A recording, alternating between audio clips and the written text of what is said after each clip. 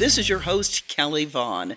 On tonight's Inside Indy, we join the recent celebration of the opening of the Rock Community Center, a ministry of Eastern Star Church in the Arlington Woods community. Mayor Joe Hogsett was one of the speakers. It's great to be back at Eastern Star to welcome yet another piece of Eastern Star's overall Rock initiative.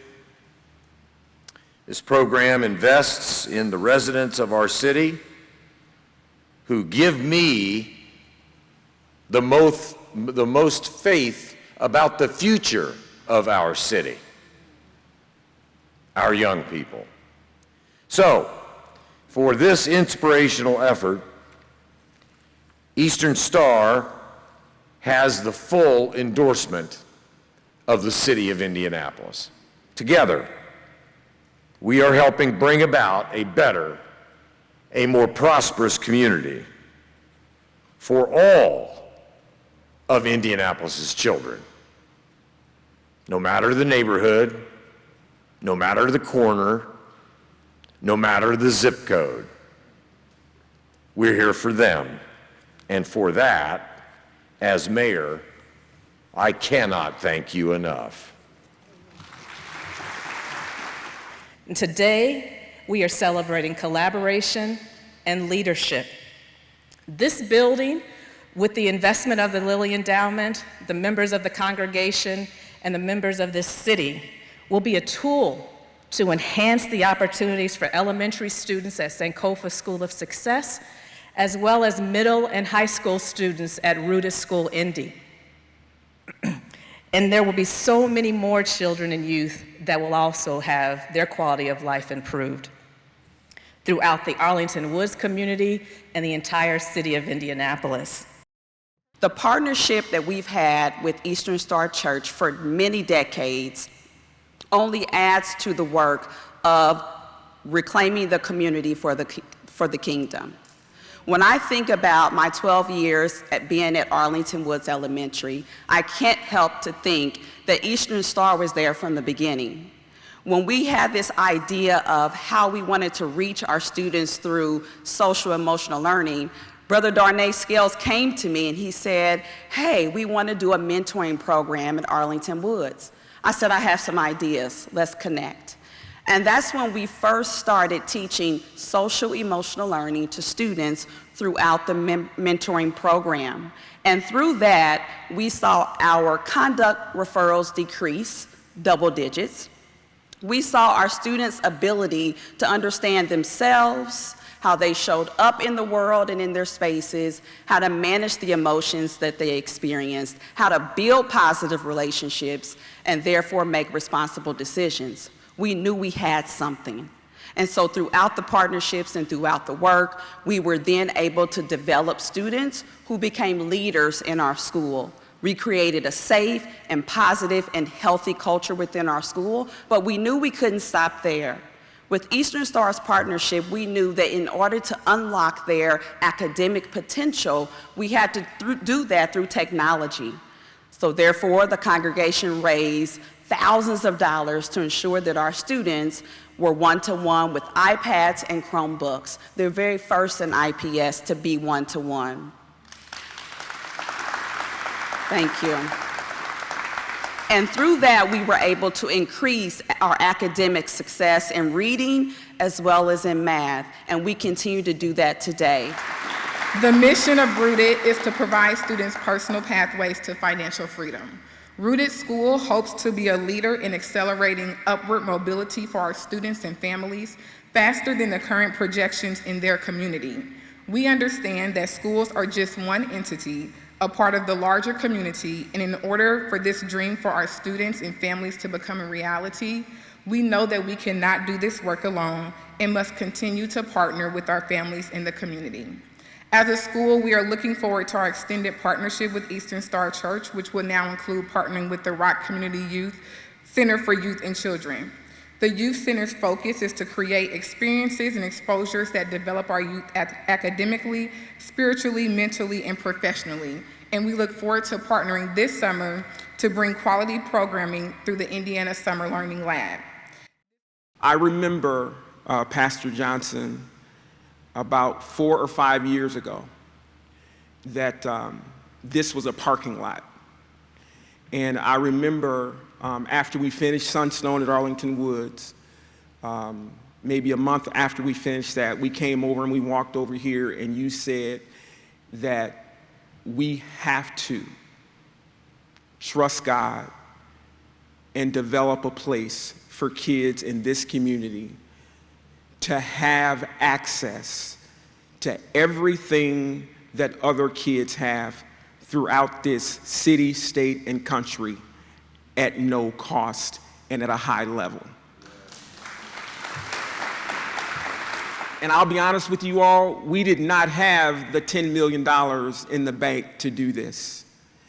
And I remember, if some of the church council is here and also Pastor Johnson, sitting in Pastor Johnson's office on a December before the pandemic, and here's what he said to us.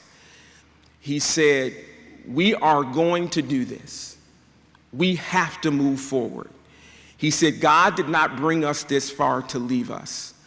Pastor Johnson, I want to thank you so much for that leadership. That's true, true, true. Because we didn't have the money. It was not designed, and you said continue to move, and I thank God for the church council of supporting that and allowing us to move forward. The last time my wife and I were in Fort Lauderdale, Florida, I was going to go and run at sunrise. You can't run after like 8 o'clock there, it's so hot. I was going to run at sunrise. I checked my smart device. It said sunrise is at 6:15. I get downstairs at 6 a.m. to get my morning run in. And Tom, there was a wall there at the beach. And it was so many people out at 6 o'clock in the morning, sitting on that wall, some standing on the beach, some standing on the sidewalk. I mean, tons of people. And nobody was fighting. Nobody was cussing each other out. Nobody was doing anything illegal. Nobody, I mean, you had blacks and whites and Latinos and Asians. You had young and old, people from different countries, all of us out there, and we all were getting along with each other. And the reason for that is all of us were focused on the sun. And when all of us, Reggie, focused on the sun, then we could all get along with each other. And we could all communicate with each other. Eastern Star Church is 102 years old. And for 102 years, this ministry has focused on the Son of God. And what we do with the Rock Initiative as we're renewing our community for the kingdom, we're focusing on the Son of God. And when we focus on the Son of God, what we've learned is that businesses come in and help with that government comes in and help, community shows up, educators show up, and then we're able to accomplish wonderful things, all because, LaGuan, we're focusing on the Son of God. Jesus said, I was hungry. And when I was hungry, Nick, he said that y'all gave us the care center so we can have food. Y'all gave us an urban farm. Y'all gave us the Rock Fresh Market that has the cheapest prices in the United States of America so that we can eat. Jesus said, I was homeless, and you started renovating houses and building new houses and making them affordable so me and my family can live in a safe environment and in a nice home. Jesus said, I was sick.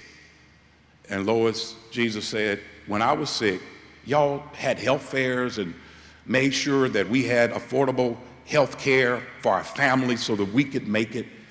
And Jesus said, I was in prison. And you partnered with reentry programs to make sure we can be reacclimated and re-educated and get back in our society. And I said to Jesus, when did we see you homeless and hungry? And when did we see you outdoors? When did we see you sick? Jesus said, when you've done it for the marginalized, the poor, the least, the lonely, the left out, you've done it for me. And our focus has been on the marginalized and the poor, the least and the lonely, now on the children and the youth. And when I first met Coach Henderson, 85% of the children that she was trying to deal with were in poverty. That's a focus on the son. And our focus on the son has provided miracles, because when we all get together in the name of Jesus, we can do some amazing things, and we have done amazing things, and I praise God for each of you. I want to thank our church council, because they're the first persons that I met with when I said we got to build this youth center. We had just paid off everything. We were debt-free. I don't know, $60+ million over the last 102 years, and now we're debt-free with all of this.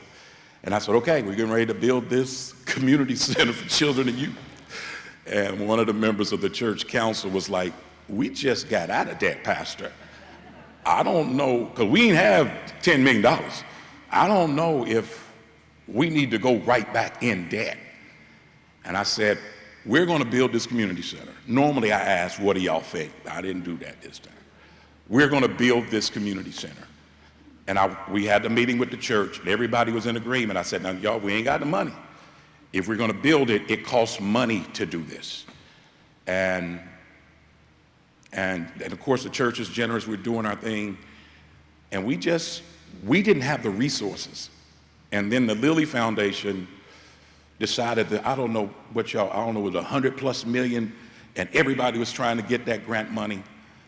And we told the Lilly Foundation, I thank God for y'all's presence here today, that this is how much, we need $8 million+ to do what we're doing.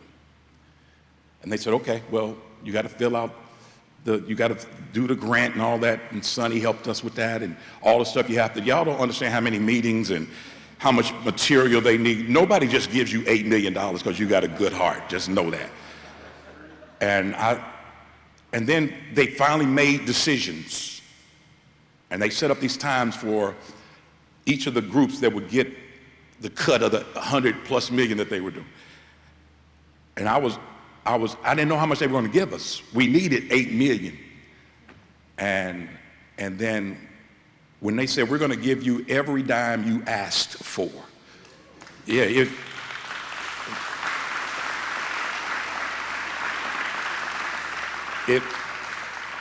ask and it shall be given, Jesus says. And I couldn't even respond. I couldn't even say thank you. I couldn't even talk. When you focus on the Son, when God gives you vision, God gives you provision, that God is going to make it happen. And God is not through with us yet. I don't want to say it's just the start, but we got a long way to go. People in Arlington Woods are hurting. People in Indianapolis are hurting. People across the state, country, and world are hurting. And the mayor helped us to understand that the Rock Initiative and the Rock Community Center for Youth and Children is not just for Arlington Woods. It is a model of how it can be done, so that now people don't have an excuse. We don't have any money. We don't have any resources. We don't have everything that it takes. As long as you have Jesus, I promise you got everything you need, because he will do exceedingly abundantly above all you can ask, think, or imagine. God bless you. Thank you. Keep focusing on the Son. We'll be right back with more Inside Indy.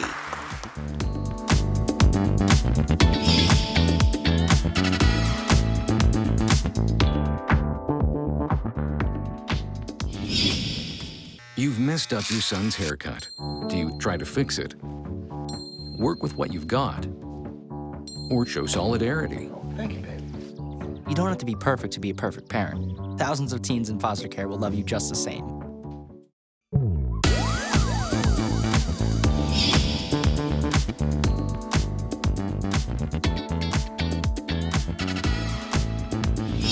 And we're back here on Inside Indy, and Wow, I'm not even sure how to get into this topic. I can't even imagine a child who's sick, but especially a child who is battling cancer.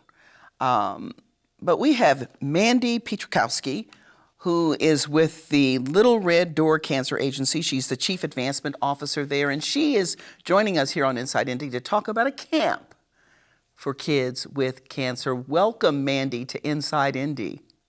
Thank you. It's an honor to be here and joining you and all your amazing viewers to share more about Little Red Door and Camp Little Red Door. Wow, I was not aware of this camp, so tell folks about it, because even if we don't have a child who has cancer, sometimes we know of somebody who knows somebody, because it is just heart-wrenching, the thought of it.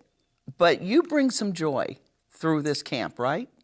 We try to. That's our goal. So here at Little Red Door, our mission is making the most of life and the least of cancer. And that applies to both our adult patients, but also to our pediatric patients. And so we started Camp Little Red Door in 1981. So it is a camp all geared around children battling and experiencing pediatric cancer. And so we are Indiana's Camp for Kids with Cancer. We're the second oldest in the country. Most folks don't know that. So it's a proud, braggable moment, but we've been trying to give kids a summer of their dreams since 1981. And so we host camp. It's absolutely free for anyone to attend down in Bradford Woods, which is just about 30 miles of the city of Indianapolis, right outside of Martinsville. While at camp, kids can just have a chance to be kids. So it's the one place where our kids can go and not experience cancer. Cancer becomes very normal at camp. Kind of a crazy kind of concept to wrap your brain around, but and your heart around. But when our kids are at camp, it's all about being a kid. It's not about their diagnosis. And so for so many kids experiencing cancer, their whole world revolves around cancer and that diagnosis and what that means for them and what they can do and not do. We serve all 92 counties. So kids are coming from all over the state to see us. And so sometimes they might be the only child with cancer in their school. And so no other kiddo knows what it's like to not have hair or to be on medication that might make your body swell or feel different, work different. And so when they're at camp, they just get to be around a lot of other kids and their siblings experiencing, the joy and the burdens that cancer can bring along with it. So we really strive to make it a fun, safe, normalized environment for them. So when I think of, adult cancer, we know if there's cancer of the, breast cancer and lung cancer. When it comes to the children, typically what are they battling? A lot of Hoosier kids, so on average, just to set some numbers around it, on average, about 350 kids in our state will be diagnosed with cancer. And so most of those cancers are more the pediatric variety. So you think of leukemia, ALL, different things of that nature. But some kids do experience more adult cancer types. We work with one young woman right now. She's 11 years old and she has ovarian cancer. And I get emotional.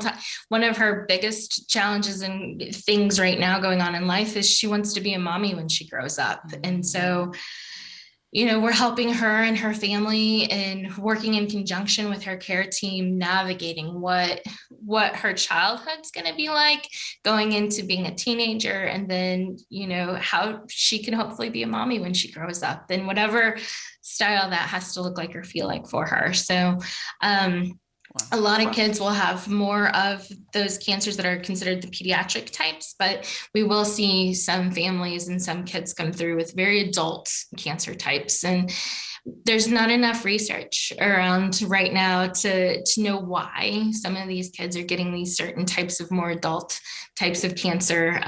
But we've got great pals trying to study that over at IU Health and other great entities throughout the state and the country. So again, tell us again where the actual camp takes place, how long it goes on for, and some of the activities that the kids are taking part in while they're there. So Camp Little Red Door takes place at Bradford Woods. Like I said, it's about 30 miles south of the city, outside of Martinsville. What's really unique about Bradford Woods and why we've partnered with them since 1981 is the camp is fully adaptive. So what that means to you and I, when we hear that term, it means that any child in active treatment can go to camp and experience all of camp. Any child that might be in a wheelchair, that might need a walker, that might need crutches to get around, can zip line, can climb the Alpine Tower, can canoe, can surf, can do all of the, fun things that you might see in a traditional camp, and maybe a couple cooler things. My camp's never had a zip line. I know that for sure. So, and for kids in active treatment, so a lot of our families, will come. And so half of our kids are going to be in active treatment. Some will be in survivorship. So they're just on maintenance medication and things of that nature. But if you're in active treatment, it's really cool. We have some incredible medical directors.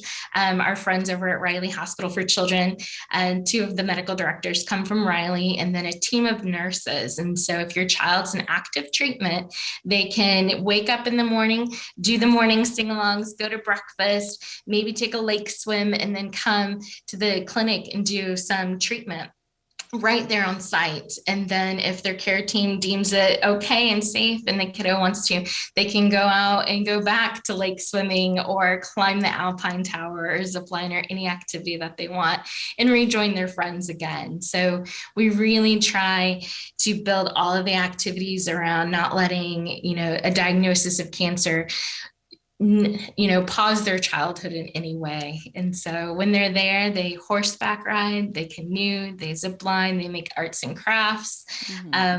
One thing unique, we do a hair cutting ceremony towards the end of the week. And so that you might not find at a regular camp, but for families and kids that want to, they can participate in a hair cutting ceremony to honor, a friend or family member or someone that may have lost their hair through their cancer journey. It's a really emotional, powerful moment for them.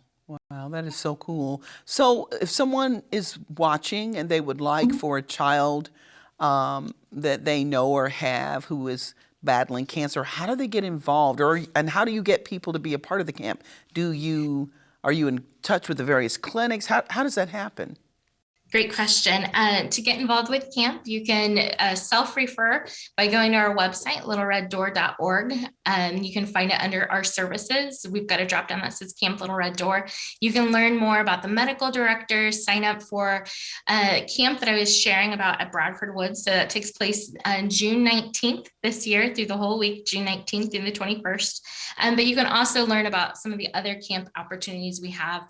If you're an older child, 16 and older, we have a leadership camp that takes place the weekend before, where you can really hone in on different leadership skills, training, even volunteer to lead some of the camp sessions the following week if you want.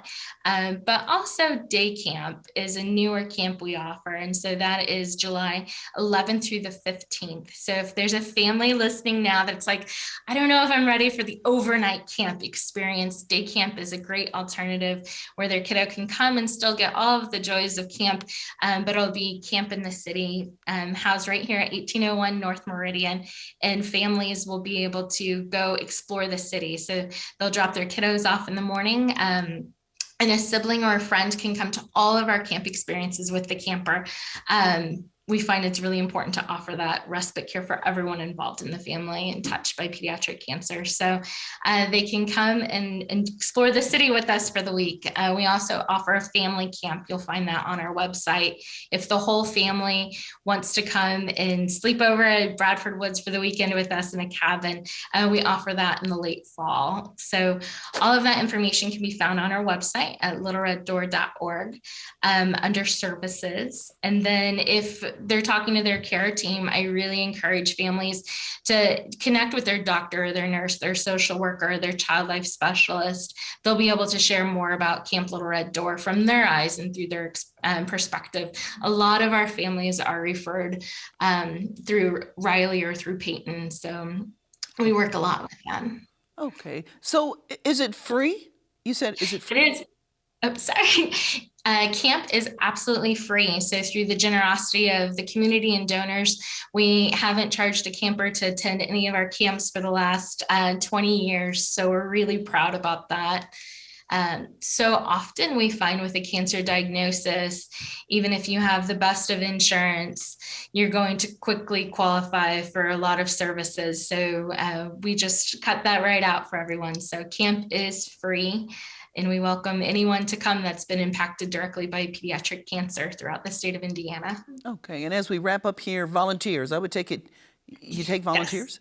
We love volunteers. So we need volunteers for our hair cutting ceremony that I spoke about.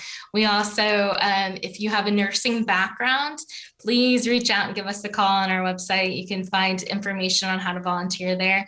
And then if you're not really wanting to stay the week through a nursing experience, but want to help stuff some of our backpacks before our kiddos go to camp, we're always looking for volunteers to come stuff those for us. Wow. The backpacks are full of things that you might need for camp: bug spray, toothbrush, sunblock, great teddy bears that a young woman makes for us each year, as well as hand-tied blankets for each camper. Okay, well, this is just amazing what you all do, and we appreciate you coming on, Yes. sharing what Little Red Door Camp for Kids does. Just amazing, had no idea, and so I'm sure a lot of the viewers didn't know as well. And that information, again, is all on the screen. If people want to make donations, I'm sure you'll accept those. That information on the screen as well, and we appreciate you. Mandy Pietrykowski, who is the Chief Advancement Officer for Little Red Door of Central Indiana. Thanks so much for joining us here on Inside Indy. Thank you. It's been an honor. And thank you all for watching Inside Indy. I'm Kelly Vaughn, and we'll see you next time. Bye-bye.